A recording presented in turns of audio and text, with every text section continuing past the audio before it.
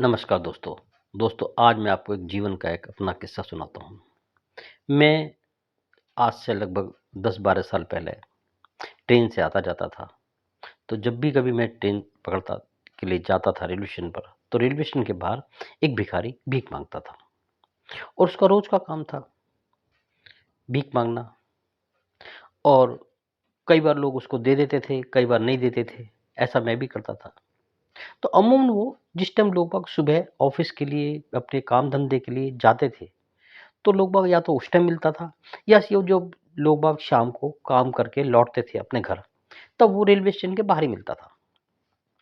तो मैं भी कभी-कभी उसको पैसे दे देता था, कभी-कभी नहीं देता था। ऐसा मैं उसको पिछले 6-7 महीने से देख रहा था। एक दिन मैंने उस भिखारी से कहा, "अरे भाई, तुम ये काम करते हो, तुम इसके बदले किसी को कुछ देते भी हो?" वो बोला, "साहब, मेरे पास देने के लिए है ही क्या? मैं किसी को क्या दे सकता हूँ?"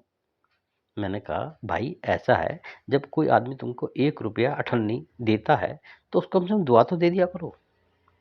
या जो रेलवे लाइन के पास फूल पड़े हुए हैं, बहुत सारे उगे हुए हैं, बेकार में, झाड़ियों में, आप वही दे दो।"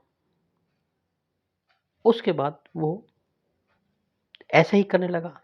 4-6 दिन बाद मैंने नहीं मिला मुझे, फिर वो मुझे मिला और हो सकता है उसको मेरी बात लग गई। और वो जो रेलवे लाइन के पास जिस पे ट्रेन नहीं जाती थी, वहाँ पे खूब सारे फूल उगे थे गेंदे के और चमेली, गुलाब वगैरह के। वो वहाँ से फूल लाता और लोगों को देता और देने के बदले लोग बाग उसको अठन्नी, 1 रुपया, 2 रुपए दे देते थे। अब उसको भीख ज़्यादा मिलने लगी। अब ऐसे ही शाम को एक दिन वो मुझे मिला।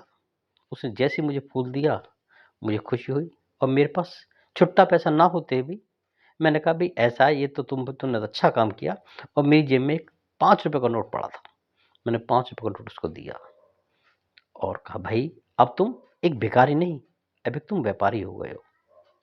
दोस्तों, ऐसा ही चलता रहा। मैं भी उसको कभी-कभी पैसे देता रहा। वो मुझे फूल देता, मैं उसको पैसे देता। ऐसे ही वो और लोगों के साथ भी कर रहा था। हुआ ये कि मेरा गाज़ियाबाद से ट्रांसफ़र हो गया जयपुर। मैं जयपुर आ गया। ढाई 3 साल जयपुर रहा। एक दिन मुझे गाज़ियाबाद आने का वापस मौका मिला। मैं गाज़ियाबाद आया, तो देखा क्या मैंने, वही आदमी सूट-बूट पहने हुए, हाथ में एक बड़ा बैग ले रखा था, महँगा, और वो ट्रेन में चढ़ा और ट्रेन में चढ़ता मैं उसको नहीं पहचान पाया, लेकिन उसने मुझको पहचान लिया और आया, आकर के नमस्कार किया। मैंने कहा, "तो अब भाई नमस्ते मैंने ली उससे।" फिर वो कहला, "साहब आपने मुझे पहचाना नहीं।" मैंने कहा, "भई पहचाना नहीं, हाँ, हो सकता है ऐसा, आप कौन हो?" तो उसने कहा, "साहब आपने मुझसे कहा था कि किसी को कुछ दिया करो।" तब से मैंने लोगों को फूल देना शुरू किया और मुझे पैसे ज़्यादा मिलने लगे और मैं अब एक छोटा फूलों का व्यापारी बन गया था और अब मैं दिल्ली दिल्ली जा रहा हूँ फूल लेने के लिए। और अब पहले के ऐसे करते-करते अब मैं एक बड़ा व्यापारी बन गया हूँ फूलों का और मैं बैंक्वेट हॉल, शादी-ब्याह में जो होते हैं, उनके लिए फूल इकट्ठे करता हूँ और कई बार मैं दिल्ली जाता हूँ, फूलों की मंडी से, वहाँ से फूल लाता हूँ और उसकी पूर्ति करता हूँ। मैंने कहा, "बहुत बढ़िया।" मैंने, "कितने कमा लेते हो?"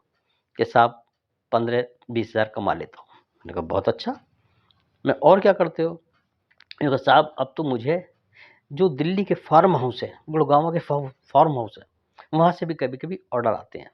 तो मुझे कभी-कभी विदेशों से भी फूल मँगवाने पड़ते हैं।" मैंने कहा, "भई ये तो बहुत बढ़िया बात है, तुम तो भैया बहुत व्यापारी बन गए फूलों के।" कि "हाँ साहब, और मैंने बैंक में अकाउंट भी खुलवा लिया है।" मैंने कहा, "बहुत अच्छा।" दोस्तों, ऐसा ही कई बार जो आदमी असहाय होते हैं, जिनको ज्ञान नहीं होता, उनको थोड़ा-सा ही सहारा दो, वो अपनी मंज़िल खुद ढूँढ लेते हैं और वो आगे बढ़ जाते हैं। और कई बार तो वो बहुत आगे बढ़ जाते हैं, जिसकी किसी को अंदाज़ा नहीं होता। दोस्तों, जब भी कभी आप किसी को आस-पास देखो, तो उनको मोटिवेट करो और उनको आगे बढ़ने का मशवरा दो। और जब वो आगे बढ़ जाते हैं, तो आपको कभी नहीं भूलेंगे, बल्कि वो आपको ढूँढेंगे। दोस्तों, आज का किस्सा यहीं तक। अगले दिन किसी नए किस्से के साथ धन्यवाद।